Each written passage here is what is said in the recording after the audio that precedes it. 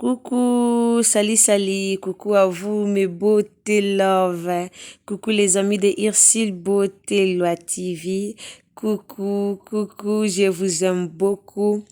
Fortifie-toi et prends courage. Histoire de notre Maman Kaseya, Maman Aska Olangi, la servante de Dieu. Si c'est la première fois que tu es là dans ma chaîne, abonne-toi avant de partir.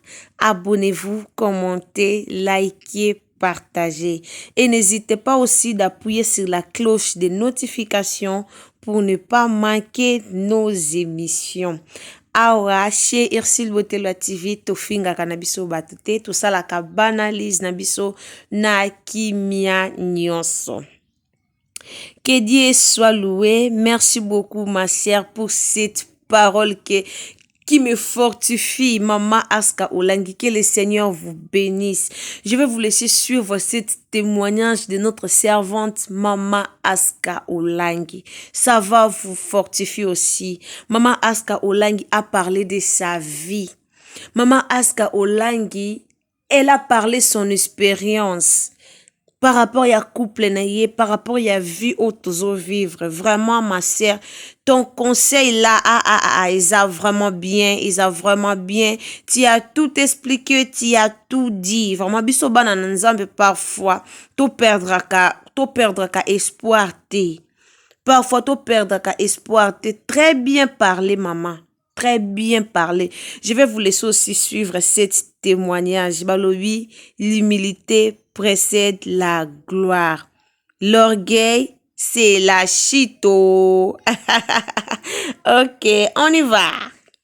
Bref, pourquoi? Parce que c'est mon témoignage. C'est vraiment, comme je disais, la deuxième partie de mon témoignage. Par la grâce de Dieu, je me suis mariée en 2020, novembre, vous connaissez l'histoire. Et après mon mariage, j'ai eu des combats terribles à tous les niveaux sur les réseaux sociaux. Je ne pense pas qu'il y a une personne qui a été insultée sur les réseaux sociaux pendant une affaire de 6 mois ou plus. Comme la sœur Alpha, je ne sais pas. Et là, nous sommes avant de dossier, et que ça a 2 mois, 3 mois, plus de 6 mois. Et quand cette histoire a commencé, comme nous sommes les enfants de Dieu, en tant qu'enfants de Dieu, quand quelque chose nous arrive, un vrai enfant de Dieu, quand quelque chose lui arrive, il n'a pas d'abord le temps de beaucoup parler, de se justifier, de comme ça parler, non. Il va d'abord au genou dans la prière et il ouvre sa Bible parce qu'il n'y a que la parole de Dieu qui nous éclaire. Dans la parole de Dieu, on nous a parlé de tout. Dans la parole de Dieu, il y a tout. Il y a les expériences de tout le monde. Pour chaque histoire d'une personne sur cette terre, dans la Bible, il y aura toujours une solution. Tu vas toujours trouver une histoire qui ressemble à la tienne. Donc, cela veut dire pour nous, enfants de Dieu, quand on rencontre des problèmes, des difficultés, c'est vrai, on peut aller voir des hommes de Dieu, c'est bien. Mais pour moi, quand un enfant de Dieu rencontre des problèmes, rencontre des difficultés, la réussite, c'est d'abord les genoux, la prière, la parole de Dieu, ainsi qu'avoir un entourage sain, un entourage des personnes qui viennent te fortifier, un entourage des personnes qui viennent te soutenir, qui viennent prier avec toi. Pas des personnes qui viendront te critiquer, te juger, t'enfoncer, qui viendront pour t'inciter à faire le mal, à rendre le mal pour le mal. Non. Quand il y a des problèmes, quand il y a des épreuves, tu rencontres des problèmes qui te font pleurer. Oh, fingio, un enfant de Dieu met ses genoux à terre dans la prière, il lit la parole de Dieu et il fait un effort d'avoir un entourage qui va l'aider dans la prière à avoir des solutions. C'est ça. Alors, comme je suis enseignée, j'ai été éduquée dans ce sens-là. Quand tout ça a commencé, j'ai vu, c'est comme si le monde s'écroulait autour de moi. Je suis allée lire la parole de Dieu dans Job 23, pour ceux qui vont aller lire à la maison. Je me dis, va lire l'histoire de Job. Je dis, Job, toté en haut et tout. Ici, je passe pour dire, nous, les souvent les prédicateurs, les prédicatrices, c'est bien de prêcher la théorie. Mais quand ça nous arrive, c'est chaud. C'est bien de prêcher l'histoire de Job, comme Job. Maintenant, là, aussi, je te dis, ma soeur, je suis allée dans Job, je tombe dans Job 23. Là où Job est en train de prier, il dit, Seigneur, j'ai marché dans tes voies, j'ai écouté ta parole, j'étais toujours à tes pieds, j'ai fait ceci, j'ai fait cela. Tout ça, c'est écrit dans Job 23. Allez lire à la maison. J'étais en train de lire, je disais comment tout ce que Job parlait à Dieu. J'ai fait ceci, mes pieds n'ont jamais fait ceci. Et dans cette histoire, je me retrouvais. J'ai dit, Seigneur, oh, moi j'ai grandi à l'église. Toute ma jeunesse, j'étais à tes pieds. J'étais servi dès mon jeune âge, dès l'âge de 11 ans. J'étais déjà dans ton temple. Mais c'est quoi ça? Mais qu'est-ce qui se passe dans ma vie? Qu'est-ce qui se passe? Et toute la prière que Job avait fait dans Job 23, c'était en fait ma prière. Mais ce qui m'avait plu, c'était quoi? En descendant, je crois vers le verset, les derniers versets de Job chapitre 23, Job dit ceci. Il dit, malgré tout mon parcours, c'est l'Éternel qui a décidé. Qui s'y opposera? Je dis, tiens, voilà ce que Job dit. Il dit, malgré ta sainteté, malgré, oh non, moi j'ai grandi à l'église, je suis un enfant de Dieu. Dieu n'a pas tenu compte de tout cela. Lui-même, il a permis cela. Et il dit, quand Dieu décide cela, qui s'y opposera? Maintenant, mes yeux spirituels s'ouvrent. Mes yeux spirituels s'ouvrent. Je dis, Seigneur, oh. Donc, malgré tout mon parcours, c'est toi qui as permis que, après mon mariage, que j'aie tout ce genre de combat. Mais pourquoi? Maintenant, je descends le verset qui suit. Job dit, par cela, le Seigneur a brisé mon courage. Quand je lis ce verset, je dis, Seigneur, qu'est-ce que tu veux m'enseigner par là? Maintenant, j'entends la voix de Dieu me dire,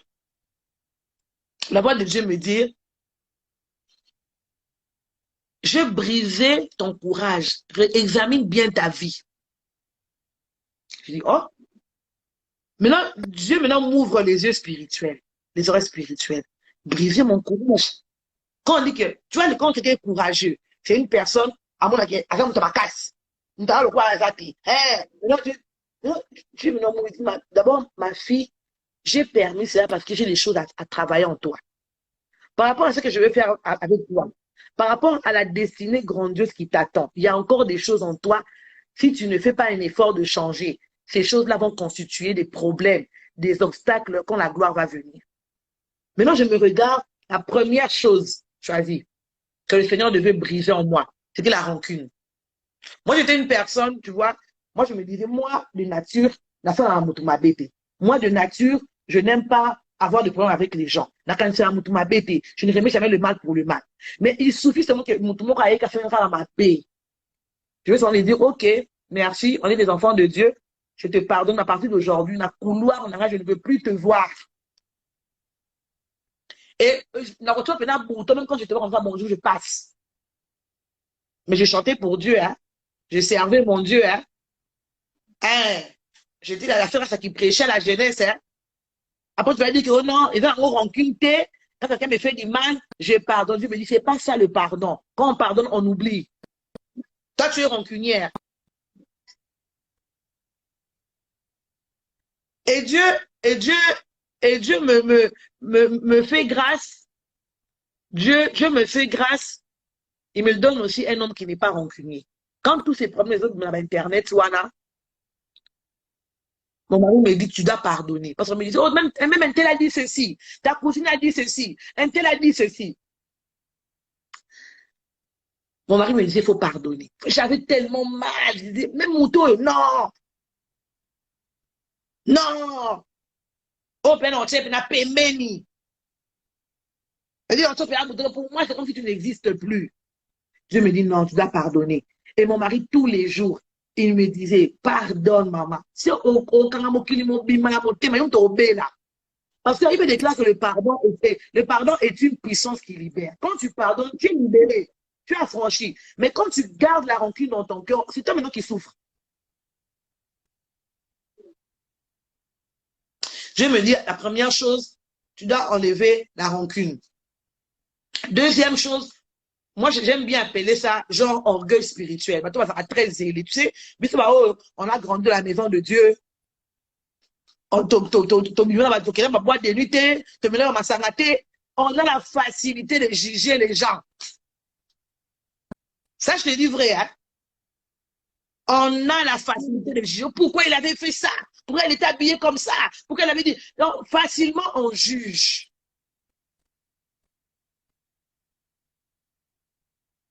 Et moi, j'étais comme ça. Moi, j'étais celui qui a monté. Un enfant de Dieu ne fait pas ça. Pourquoi? J'étais là. Moi, j'aimais condamner les gens.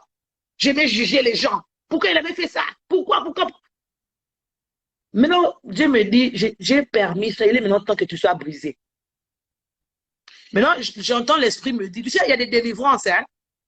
Il y a des délivrances où tu n'as pas besoin de te mettre à genoux qu'on chasse les démons. Il suffit juste que Dieu te fasse passer par des situations. Si tu as le discernement de comprendre le langage de Dieu, par là, qu'est-ce que je veux dire? Quand Dieu permet des moments comme ce que moi, des moments difficiles comme ça, la première chose à faire, c'est de comprendre le langage de Dieu caché derrière cette épreuve. Ça, je me suis dit, donc quand Dieu permet de telles situations, tu dois d'abord comprendre quel est le message que Dieu veut te donner derrière ce problème. Ne condamne pas d'abord les gens. C'est là tout.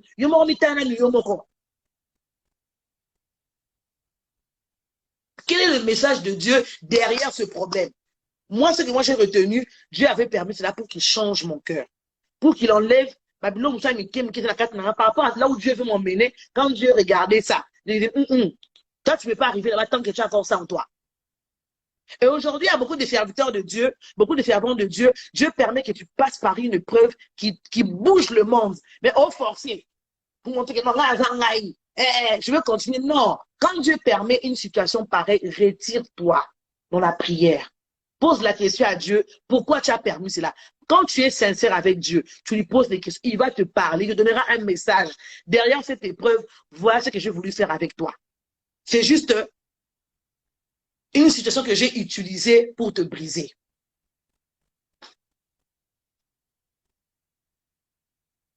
Et c'est comme ça que j'entends cette voix me parler. L'orgueil spirituel, le zèle là pour juger Baninga. Quand il y a un problème, tu juges. Il y a un problème, tu juges. Une servante de Dieu n'a pas le temps de juger les gens. Si tu as eu la grâce, il y a des boîtes de nuit. Si tu as eu la grâce, il y a la bière, c'est une grâce. Mais il faut avoir compassion de ceux qui n'ont pas eu cette grâce-là. Au lieu de leur juger, prier pour eux, pour qu'eux aussi deviennent comme toi.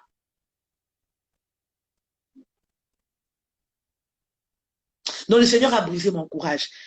Il a enlevé la rancune. Il a enlevé l'orgueil. Oh, qu'on jugeait maintenant aussi, qu'à juger les gens de loin. Ah non, lui, il est païen. Tout ça, toutes ces choses-là. Le Seigneur a commencé à me briser. Le Seigneur a commencé à changer ma vie, à me transformer. Vanité de vanité, tout ça, c'est rien. La gloire qu'on peut chercher. Je me retirais. Il y avait des gens qui m'appelaient, ah, c'est ça. Oh, Menimingi, oh, lis-moi la scène, c'est important.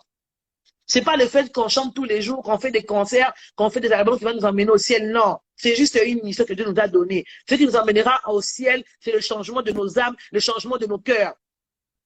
Parce que même la Bible déclare, le dernier jour, même si tu dis que moi j'ai fait des concerts devant 1000 personnes, 10 000 personnes, les gens étaient sauvés, les gens étaient guéris. Oui, maintenant toi-même, maintenant, qu'est-ce que tu as fait de ta relation avec ton Dieu?